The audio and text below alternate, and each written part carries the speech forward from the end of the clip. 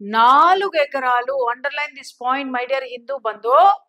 4 ఎకరాలు ఎక్కడైనా సరే జాగా, ప్రైవేట్ జాగా చూసి దాన్ని డబ్బులతో కొని మరి మీ చేతికిస్తాం సల్మాన్ ఖాన్ గారు అని చెప్పేసి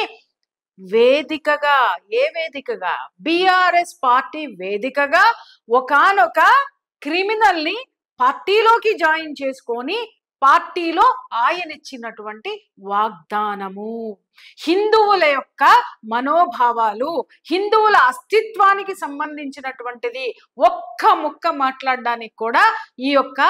ఎవరైనా హేతువాదికి మాట రాల, గొంతు పెగల్లా. ఇంత హిందువుల ఆలయాల మీద దారుణాలు జరుగుతుంటే, ఇంతగా మనము మన గొంతెత్తి మాట్లాడుతుంటే,